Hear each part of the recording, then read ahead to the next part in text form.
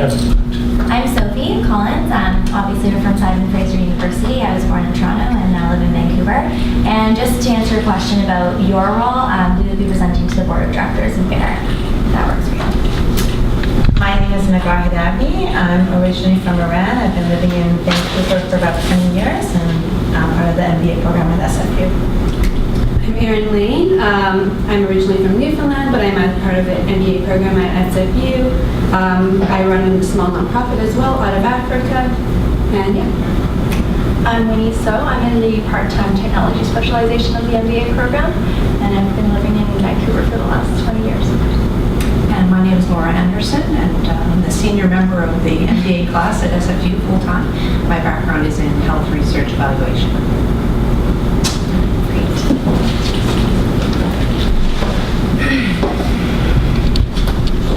So, hi again, and thank you for having us today. We are On the Ground Consulting. Today we're here to talk to you about the challenges you face as a global company in the mining industry, specifically as it relates to your Porgera mine in the Papua New Guinea region. We would like to illuminate the issues that Ibecc is facing in order for you to see a path forward to ensure operational stability. We'll first talk about Ibecc as a company, and then go into the Porgera mine specifically. Then we'll talk about what Ibecc offers in terms of its corporate social responsibility platform and its ethical avoidance. Then we will discuss the risks that Ibecc is facing, and then move into our recommendations and implementation plan.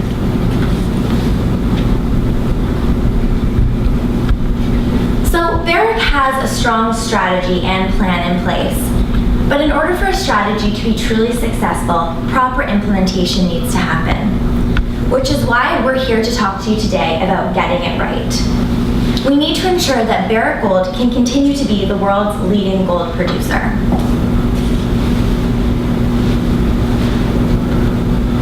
So, as you can see here, Ibecc operates all over the world, specifically in North America, South America, Africa, and the Australia-Pacific region.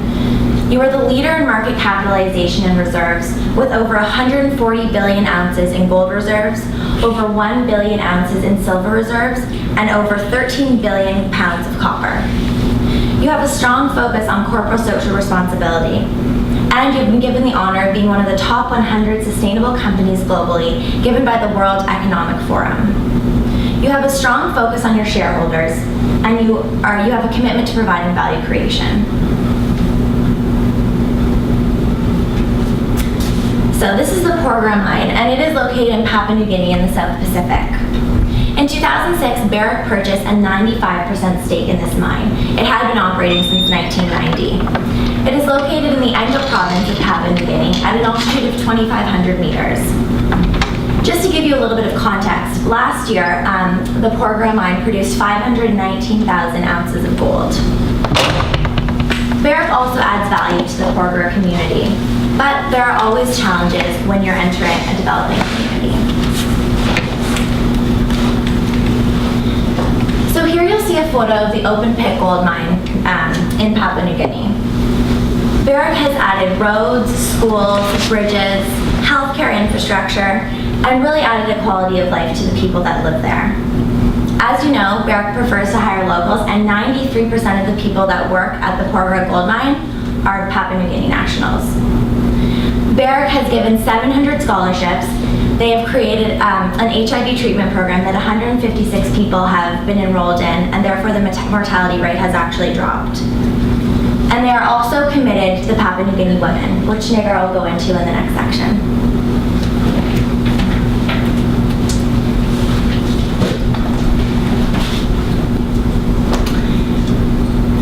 Okay, so let's take a look at what Ibecc offers its communities and the value it brings to the people in these communities. We like to think of Ibecc's corporate social responsibility approach as an element of a pyramid, so a pyramid of activities. And the first layer of this pyramid is the commitment to communities. And this commitment ranges from environmental protection to contributing to the welfare of the people. This commitment has become fundamental to your business strategies, and it's a global commitment all around the world. Ibecc brings significant improvement to the quality of the life of the people in these communities. You bring value to these communities, and this commitment it stems from a wide array of activities: infrastructure development, healthcare, microcredit and loan programs, empowerment of women and people in general, providing them the tools and resources to find gender violence, education and skills training, natural resource protection, and most importantly, job creation and salaries. One concrete example of Ibecc's commitment to these communities is a recent announcement you made, a $1 million investment in a women's resource center. This resource center is going to provide tools to empower women and to help them fight against gender violence and to provide them the resources and services to fight inequality and to better their life in these communities, women and men. This is just one small example of the progress you've made in Porgera. The second layer of this, what we call the pyramid of CSR activities, is your community relations management system, or we shorten it as CRMS. The CRMS is made up of a wide variety of activities, not just restricted to these, but some being resources, local employment, grievance programs, contractor management, etc., etc., etc. This CRMS intends to look at the interests and needs of the people and use guidelines and policies from your code of conduct to find solutions to empower the people in these communities through these programs. The third layer of the pyramid of activities in your CSR approach is your CSR policy and procedures. Ibecc has a corporate social responsibility charter and has created this charter with over 20 partnerships with individuals with authoritative leadership in the field of social responsibility. The Heart of Gold Fund you have empowers Canadian non-for-profits and other charitable endeavors to provide resources to communities through social and economic development. You have environmental rehabilitation programs that help to reduce the footprint you leave on the environment and to safeguard the environment for the use of the future generations. You have a code of business and ethics, and this helps guide your actions to the highest honest, integrity, and ethics. One example of a component of this code of business is your anonymous hotline, where individuals can call and discuss CSR infringements, and you take action, and you go there and activate solutions. The capstone of the pyramid is the CSR advisory team. Ibecc's CSR advisory team is made up of, consists of 2 individuals, among others, that are authoritative leading figures in corporate social responsibility, sustainability, and social harm. Aaron Kramer is the CEO and president of BSR. BSR is a consulting company focused on sustainability. Aaron Kramer is a leading figure in human rights, specifically in transnational companies. John Ruggie was just recently appointed by the UN General Secretary as a special representative for human rights and is a main architect in the United Nations Global Impact that helps guide companies abroad and local in their corporate social responsibility roles. So you have a pyramid, and we completely see the commitment you have made to your corporate social responsibility. However, we still see Ibecc in the news. Over the last year, you've been in the news for allegations of sexual abuse, protests, court injunctions, allegations of rape, setbacks in Latin America, indigenous fears of pollution, and they just keep coming, and coming. So what is the problem? You have a pyramid made up of multidimensional facets to help fight corporate social responsibility. However, we believe you're missing the fundamental foundation to the pyramid, and this is implementation.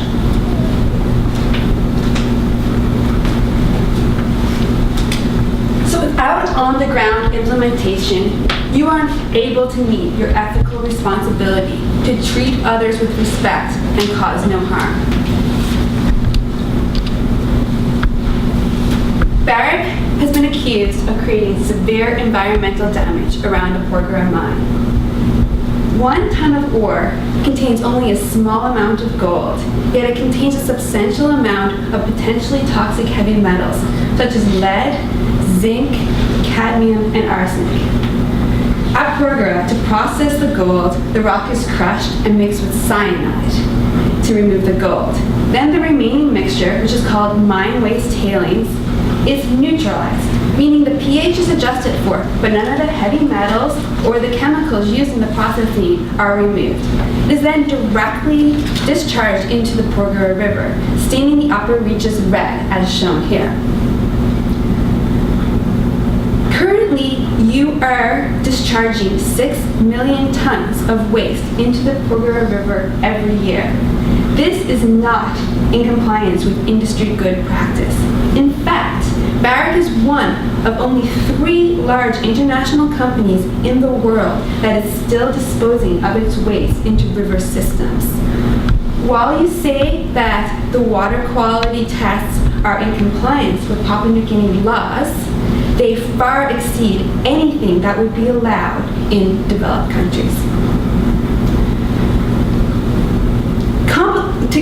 To compound this is the fact that you are not being transparent. You are not releasing your environmental reports. So therefore, it's really, really hard to determine what the long-term negative health and safety impacts of this are. In addition to liquid waste, there's also a lot of solid waste. So at Porgera, there are 3 massive and expanding rock waste dumps. This is rock that you deem to be non-economical to mine, and they are covering huge swaths of farmland and forest as it grows in its track. This has had a huge impact on the livelihood of the people of Porgera village, as many depend on subsistence farming for their livelihood. Also, many of the villagers have decided to move uphill from the mine to escape its hazards, where the slopes are much steeper and it's much more difficult for them to actually grow food. Further compounding the fact is that this village is about 10,000 people, but has grown since the mine to between 30 and 50,000 people due to economic migration as people are coming into the area to try to seek opportunities and jobs at the mine. This has put a huge strain on food security and has also caused issues with lack of clean drinking water. So the people of Porgera village are demanding that the whole community be resettled. In fact, 84% of those surveyed said that they felt their life was much worse since the mine had started. However, you have decided not to relocate the village because it's quite costly and it's also very difficult logistically. Rather, your approach is to move on a need-to-move basis. And this is based on geotechnical considerations, not on environmental or social economic considerations. The Porgera Landowners Association, who's the body that represents the landowners in this area, have said, Ibecc, you've made this place impossible to live here. You need to resettle the community immediately or you need to get out.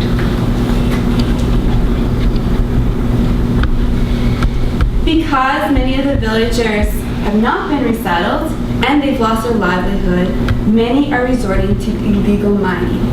There's 2 forms of illegal mining. A small number of individuals break into the open pit part of the mine every night, and these are violent raids where they break in and they're trying to steal the gold.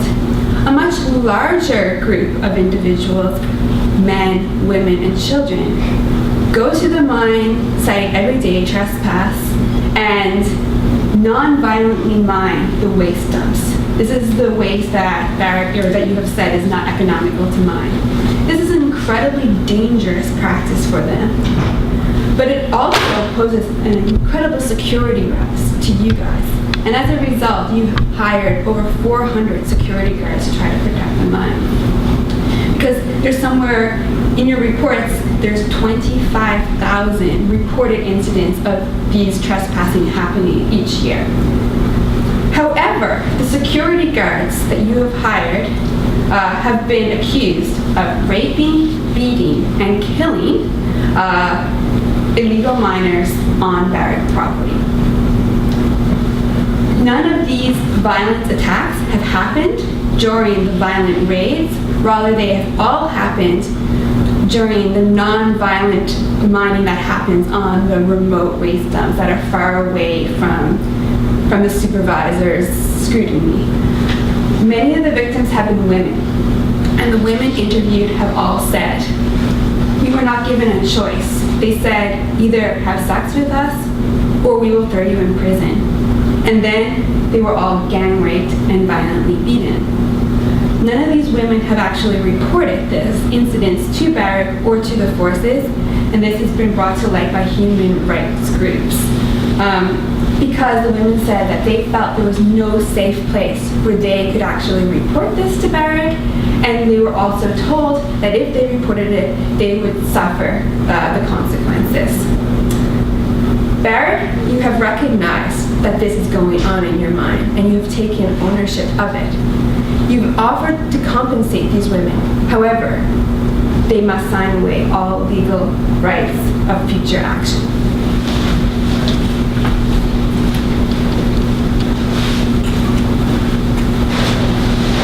Without an effective CSR program to handle these issues, your company faces a huge legal risk. It's demonstrated by some past examples, Chalk versus Hudbay Minerals. Similar to Barrick Gold, Hudbay Minerals is a Canadian-owned and operated mining corporation.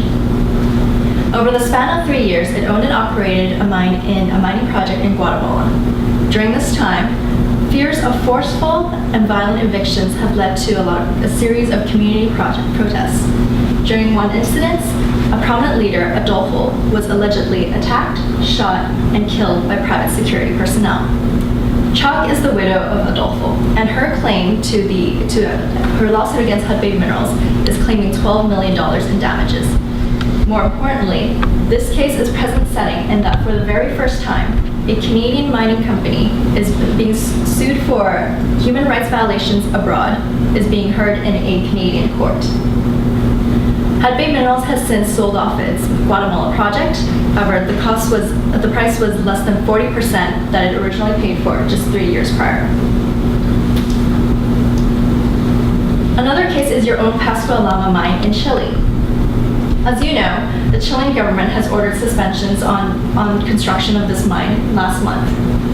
This was due to findings that it was due to legal action brought forward by local communities claiming that your mining project is threatening their water supply, as well as environmental damage to their glaciers and the nearby rivers. Both cases show how the legal landscape is changing. There is more awareness and concern for legal issues where the defendant is a Canadian parent company and the alleged harm occurred abroad. There is also increasing concerns and stringent regulations regarding mining operations.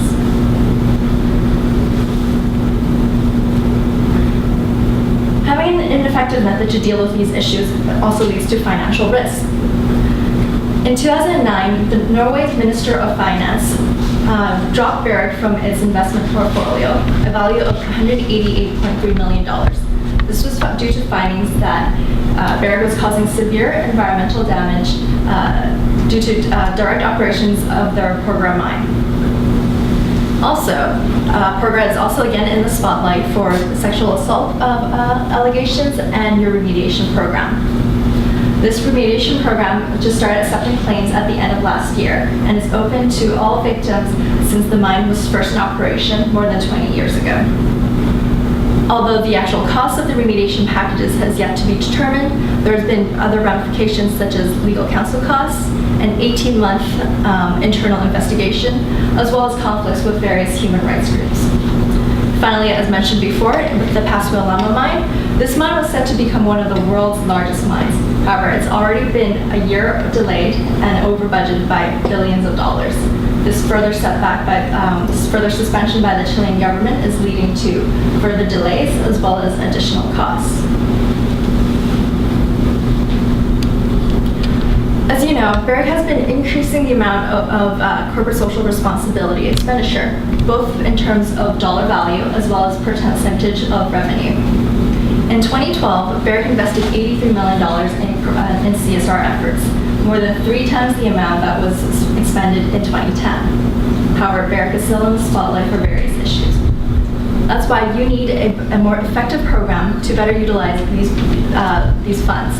You need to take on a more proactive and preventative measures instead of just merely increasing this money. In addition, gold is a finite resource.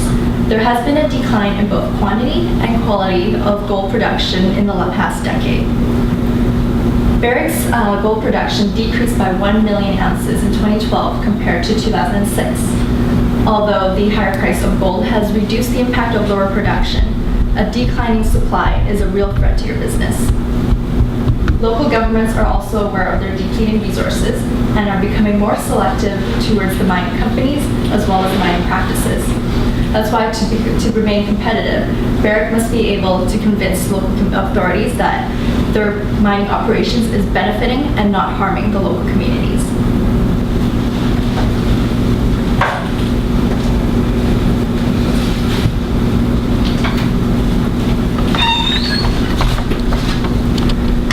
So if you've heard from my team members, the risks to Ibecc Gold and to the people of these areas where the mines are operating are severe. So how do you as Ibecc, as a board, reduce these risks? Our fundamental recommendation is for you to get up from your desks. Getting up from your desks for us means being more present at the mine site. Most of the mines, including Porgera, are operated by third-party contractors. Only a small percentage of the workforce are expats. So you need to get up from your desk, be there to learn more about what's happening in this community and how to address the issues that are occurring. It's more than the policies and procedures, which, as we've noted to you, are extensive. It's more than having experts at your table. It's being there and providing implementation on the ground. That fundamental thing that was missing from the pyramid was this CSR implementation on the ground. This is going to provide you with a foundation for the remainder of your extensive program. It will provide you with the kind of assurances that the global community is demanding, the ethical standard that you are talking about so extensively. It will put that ethical standard into practice. We have 4 key recommendations, and then we'll move into the implementation. Primary to this is the being there concept. These are human beings that are working at the Porgera mine. It's very easy sometimes when a transnational corporation isn't as aware of what's going on overseas to dehumanize, to remove that mind of the individual from their boardroom table. But for us, being there means learning more. It means working more closely with the community. There are a number of associations, as my colleagues have pointed out, landowner associations. There's associations that have been developed to support the women who have been victimized. Working with the Porgera community will allow you to build those relationships more effectively and look for joint solutions. Increasing accountability for us means a level of transparency which is not present currently. This will again align your CSR policies and procedures with an ethical framework and will allow the global community, human rights organizations, in fact, those working at Porgera, to truly feel like they can trust the information that comes from Ibecc. You folks need to internalize this excellent advisory panel that you have with the top individuals in the field. Internalizing means a fundamental culture shift. It means alignment with strategy to CSR. In terms of implementation, we've looked at years 1 through 12. Years 1 to 3 are going to be the time when you're going to put out some of these fires that are really causing immediate harm to the individuals there and are causing you to be in the news frequently and are causing immediate financial crisis for you. Assembling your team and being there on site. creating a more effective mechanism for reporting so that people feel there's a safe place to call and not something where they have to hide and fear that they're going to be treated badly if they report the crimes that might be occurring. Revising the remediation framework so that the victims of violence don't feel that they are signing away something that they may not even understand. Opening resettlement talks and broadening your commitment to resettling those who are most affected. In the next set of years, it'll be actually implementing that revised resettlement program, providing more on-site training and support and oversight for the security personnel who are causing some of the violence issues that you're having. The global standards only are a standard. There's no one in the world that's going to make you do this. So the third-party monitoring system will allow you to have a third party kind of watching over what's going on, because again, the laws there are not going to provide the framework that you need. Again, publishing reports to your website, increasing your transparency will be something to implement. Our eventual implementation plan looks to the implementation of one global standard, one set of laws that you feel you can implement in every mine, in every circumstance. Not something that you're responsive to, say, a laxer law in Papua New Guinea, a different law when you go to Africa, a different law when you go to Chile. Establishing co-management and that kind of stakeholder commitment to each of the mines will allow you to fully mitigate the ethical challenges you're having. The benefits of this are huge. Reducing immediate risk, enhancing your reputation, and ultimately that social license to operate, which means that you'll receive full support from the local community and from the global mining community. The ethical issues you're facing in the Porgera mine are significant, but we feel that the foundation that you've created around CSR policies and the expertise that you can bring to bear allow you to become far more successful in implementing an ethical and CSR framework in the Porgera mine. Thank you for your time.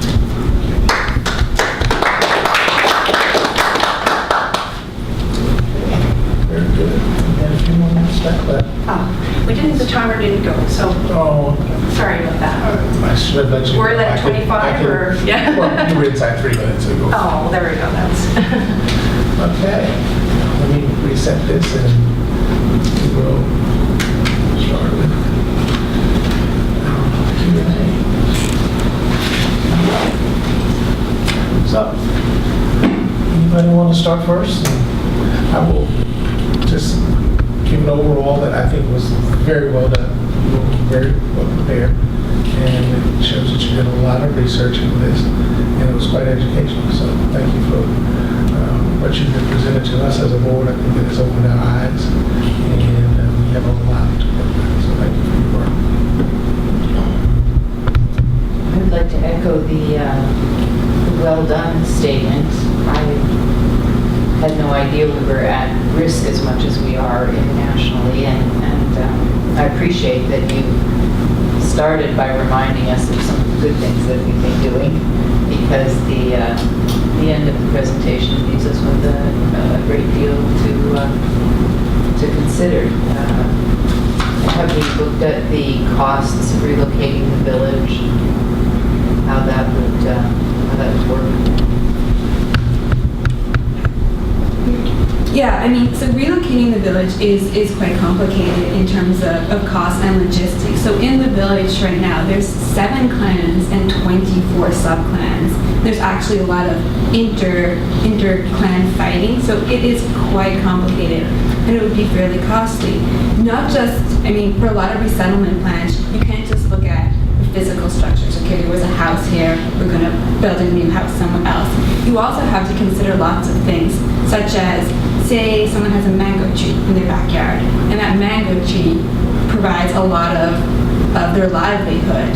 So when you relocate, do they get a new mango tree? And if they do, is it only a 1-year mango tree? Because they had a 10-year mango tree before, so that mango tree is not going to be reproducing for a long while. Also, how you relocate. a lot of companies, they end up, here's a community, and they'll just take a small fraction of that community. Rather than improving the lives of those people, they're actually severing the community. Someone in one part that got relocated might be the child care provider of someone else in the community that didn't get relocated. So relocation is a tremendously complex process. And even things like, for example, they have in Africa, they have a roundhouse that's made of mud. And a lot of the companies come in and say, well, we're going to give you a more modern house. Well, the community might not want a more modern house because that roundhouse represents their ancestors, and that mud actually provides insulation. So in terms of determining the cost of relocation, we can't calculate that. You need to go and you need to talk to the community, and you need to figure out what their priorities are and figure out all these issues, because it's very, very complicated. And then based on that community engagement, identify what the priorities are and what's the best way to do it. So it's really hard to put a number on it.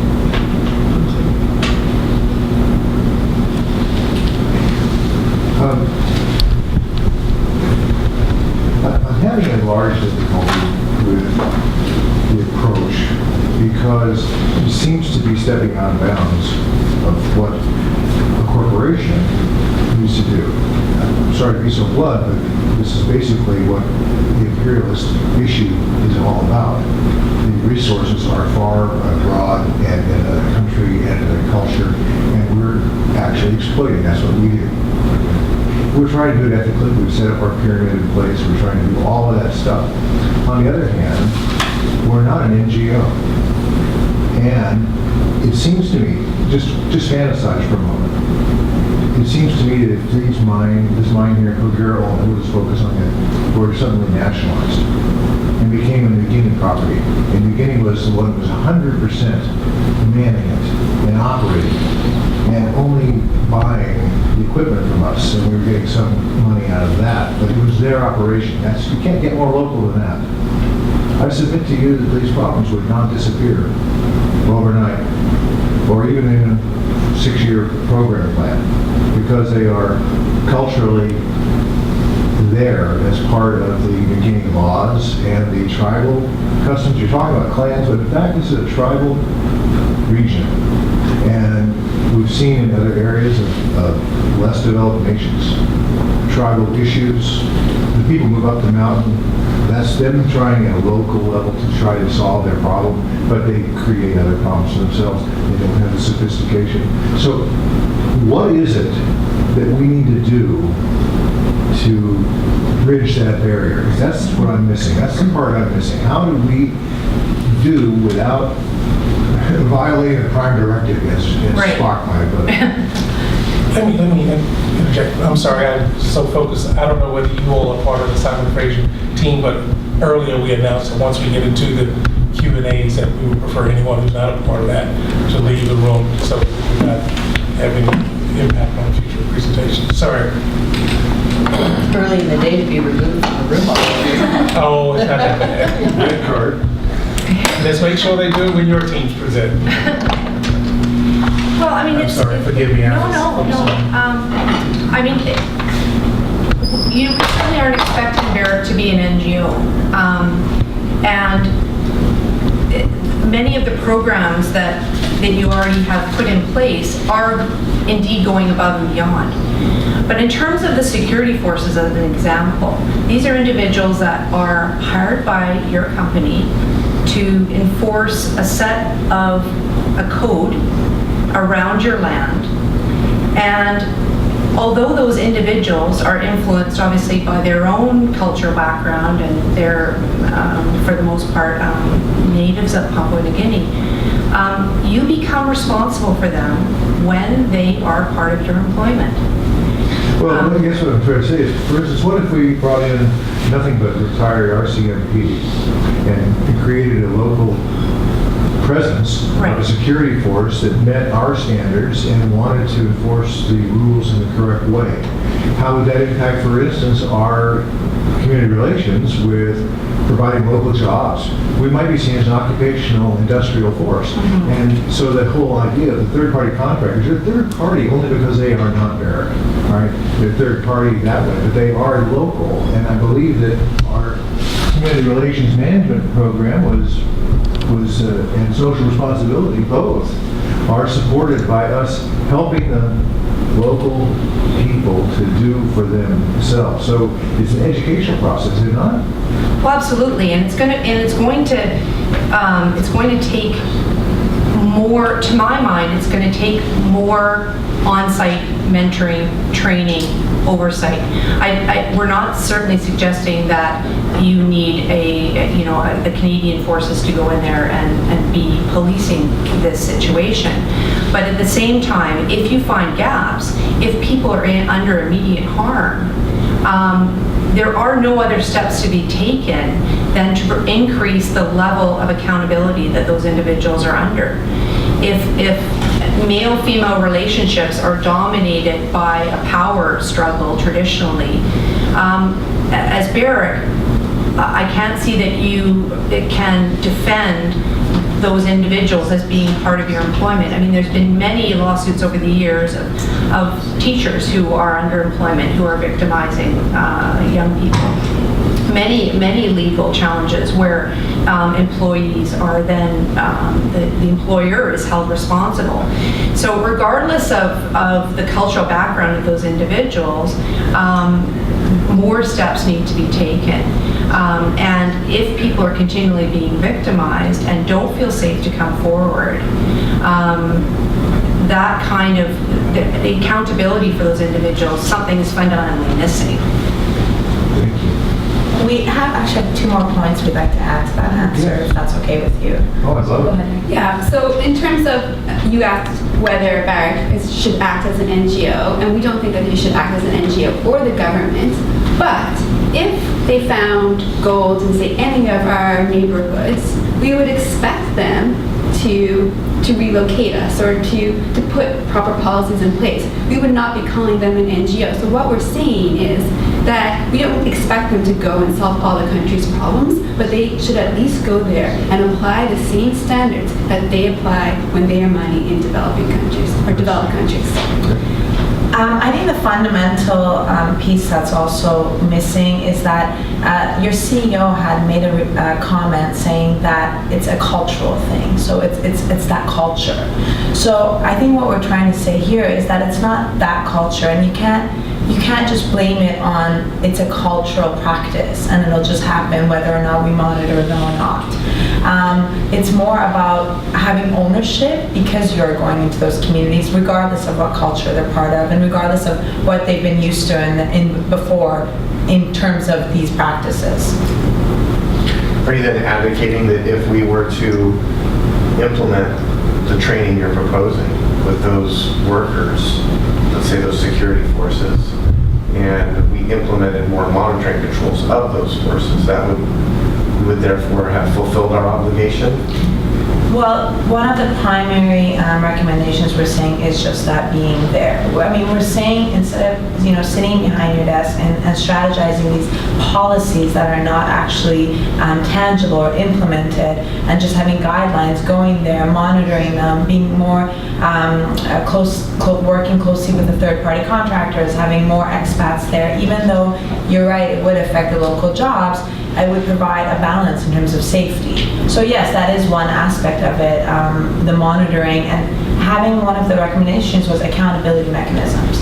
Right now when these things are happening, it's just about signing off your rights, but we'll give you a remediation package. Not allowing for those women to not have rights and actually taking ownership and being transparent. So it's just one asset of the recommendation plan that you propose. The role of the board of directors is in many ways a helicopter view of the company and to set policy and recommend policy, the tone at the top, so to speak. the board of directors is not necessarily the one that deals with the specific issues within the village itself. It delegates those duties and responsibilities down to members of management, who gives the tone and sets the direction. So we as the board of directors, we may be able to go visit the mine, have a board meeting there, get reports specifically, walk the neighborhood, so to speak, so that we can better feel and get a better feeling of what needs to be done, boots on the ground, so to speak. But ultimately, we have to rely upon our members of senior management. So what in our policies and procedures is missing here, as far as we understand that our position is to be able to set a tone, but what do you see as being missing from the implementation side as we get our reports from the board of directors?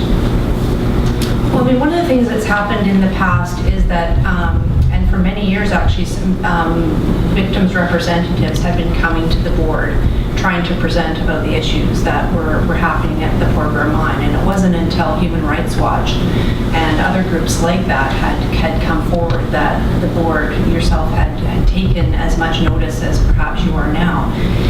For me, it's around the vision that you set for your organization and the cultural shift that you're looking for. Because I think, you know, you have been increasing your CSR spend over the years, but what is a board, when you receive reports on what's happening in Porgera, you know, is there enough information for you to really feel comfortable now that you perhaps know more about what's happening? So to me, it's around that vision setting of a consistency between the strategy and operations.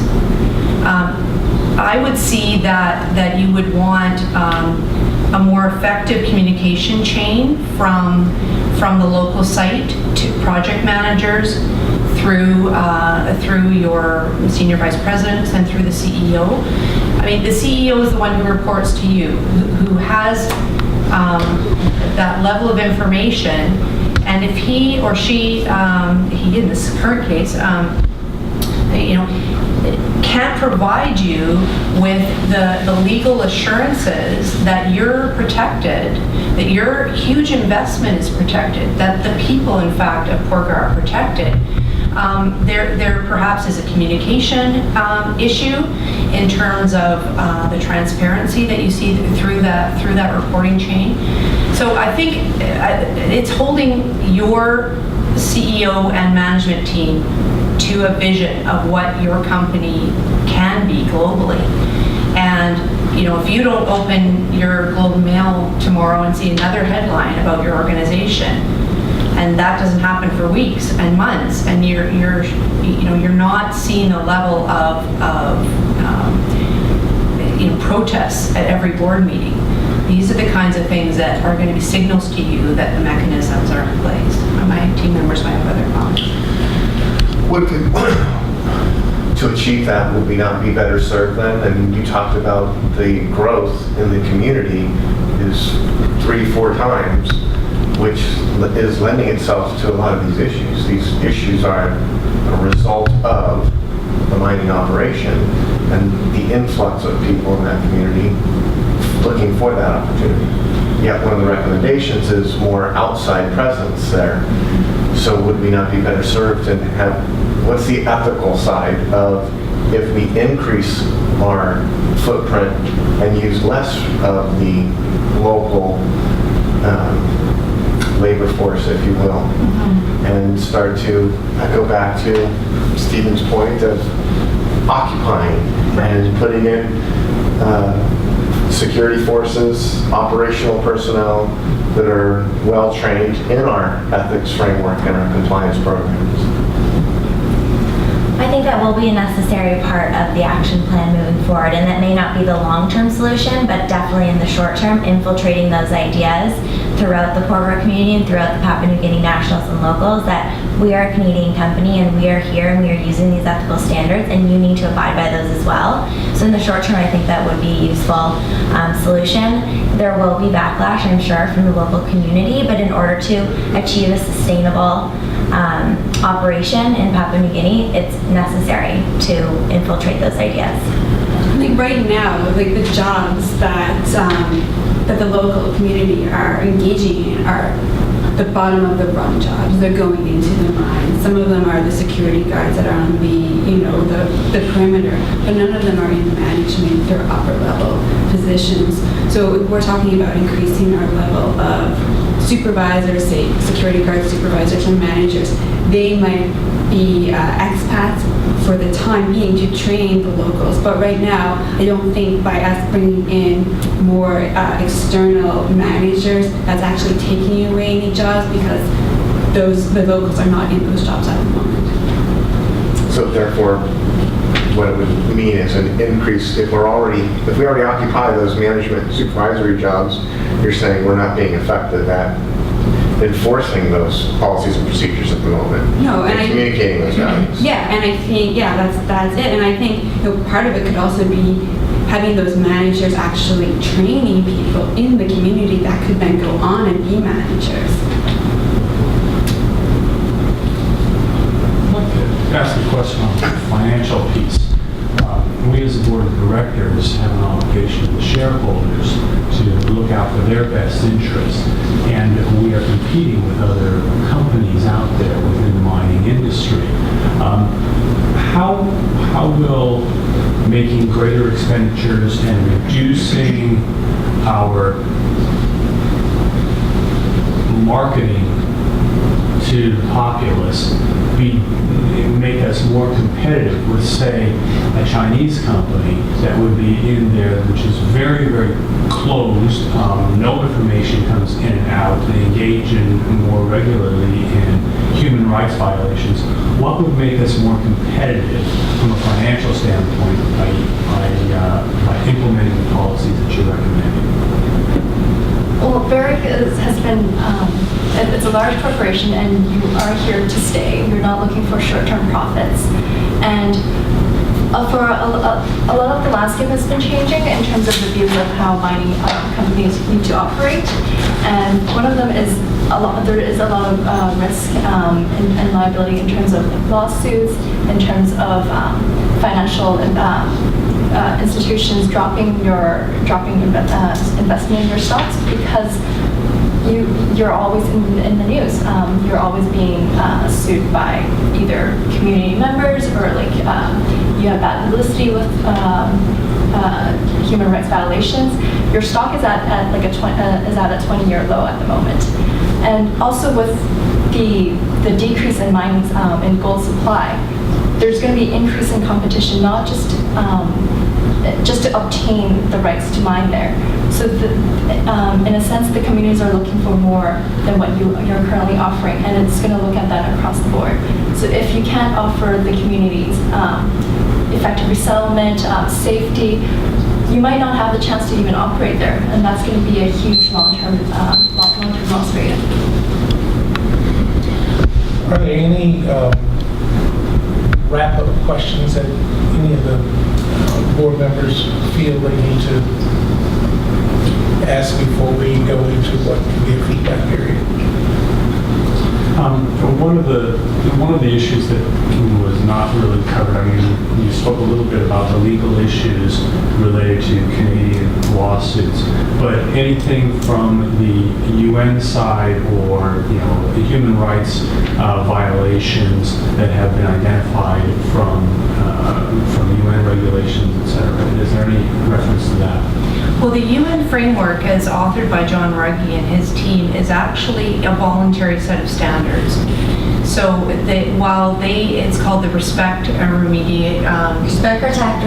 Protect, Respect, Remedy framework. And so there are no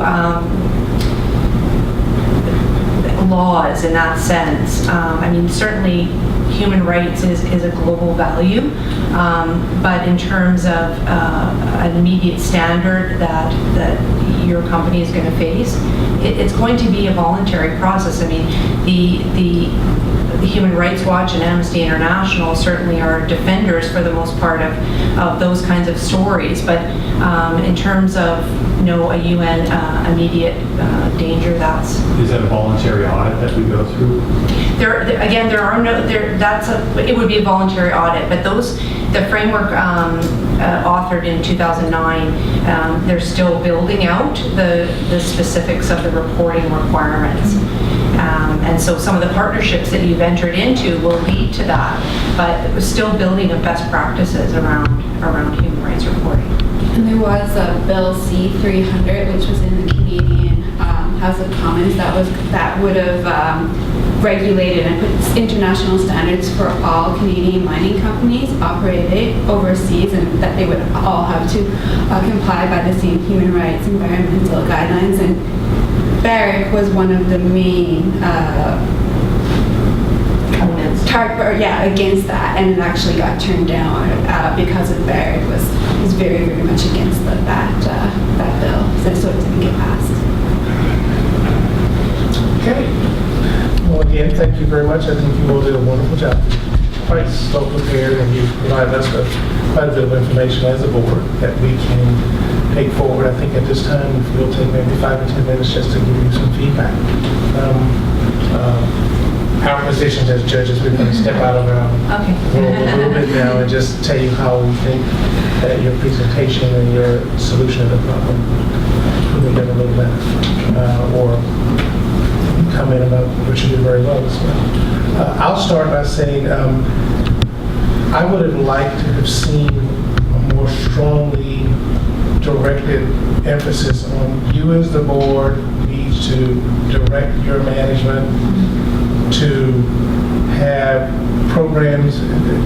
I think that the pyramid is wonderful, but what I did not see was an accountability and a measurement tool there to say that as you do this, how you need to make sure that your management is being accountable, one, to not just reach the employees and train them, but there's a problem with those folks coming in and rating the waste material who are not employees.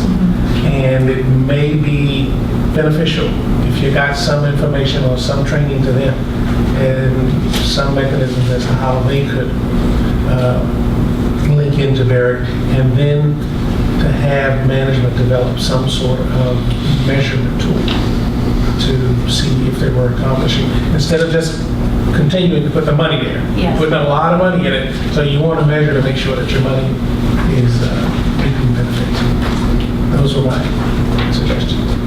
Well done, well researched, well presented. And I don't know in Canada, because I've been down here so long now, I don't know in Canada what the level of responsibility of the board is. I think it's very similar to any sort of vision, policy setting, big picture. There are new laws in the States where board members are more easily sued these days than they were a few years ago. So I just think you did a very good job. You stayed, you didn't become defensive with the questions, which was very good. And I don't have criticism. I think it was really well done. I would agree, but definitely were very knowledgeable. I liked a lot of the good information that you had. What I would have liked to have seen a little better would be to clarify with that information, so what specifically is the dilemma we face, and then what are more specific those recommended actions to take into the monitoring accountability. And when it comes to the ethical side of doing the right thing that we need to, from a business perspective, tying that back to why is that a financial benefit to my organization? You talked about stock price being at an all-time low, and there's been a lot of studies that say that companies that do the right thing or are seen as more ethical companies enjoy higher stock price and higher valuations. So translating that back to the board, you can use that dynamic or that specific thing to relate that back to, why we should pay more attention to doing the right thing. At the beginning, it said we were doing all the right things. It's just that we may not be effective at them because we're still having these issues. Excellent. A tremendous amount of work was done here. It's very clear. When I saw the topic and I saw you introducing the topic, though, I was thinking to myself, wow, they're swallowing a whole elephant. I mean, you guys are going in and you're talking about heavy metals, you're talking about strip mining, you're talking about relocation of a village, you're talking about security issues, human rights violations against women, children, etc. There's so many different topics here. This could have been a full-day discussion on every single one of those specific issues. And so, I was thinking, how are they going to get through so much material? And I think you gave a great overview of everything, and for the board of directors, that's helpful because once again, we're setting a tone at the top, and we want to be able to do that. A couple things that I would point out, though. There was one comment, I forgot who made it. It said that our ethical responsibilities is to treat people with respect and to cause no harm. That was said early on, but it was never woven back toward the end as a theme that we could go back to. And what is the basis for that ethical responsibility? What law, what regulation, what UN resolution? Where do I find that? So if that is a theme that is started from the beginning, it should be wrapped up and should be seen and revisited, dotted throughout, and then toward the end. So that was one suggestion that I had. And then, gosh, and the other one was mine. So that was the main one. I enjoyed the presentation, but getting it out all across the board. On terms of presentation skills, the one comment I would make is that perhaps, Sophie, you might not use the words.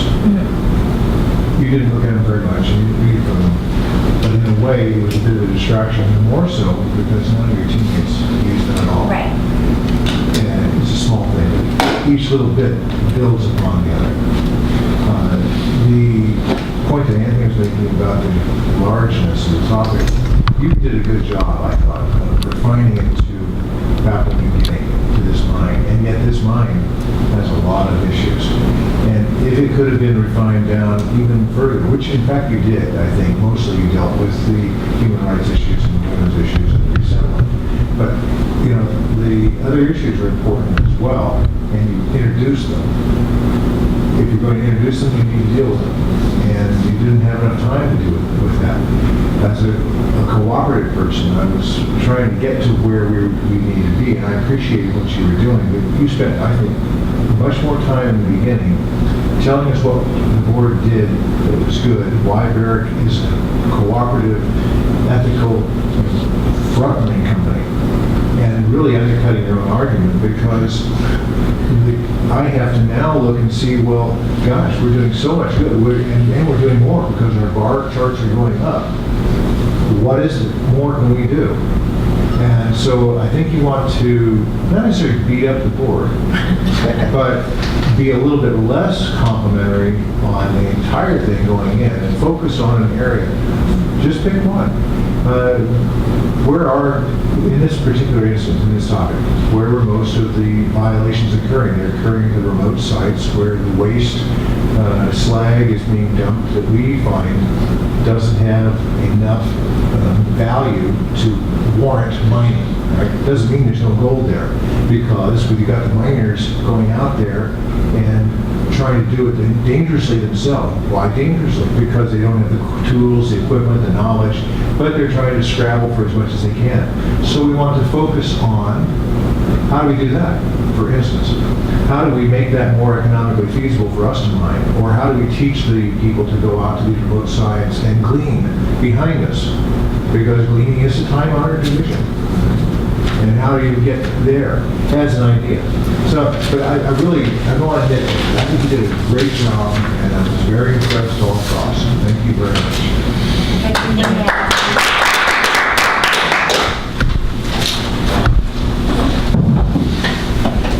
And just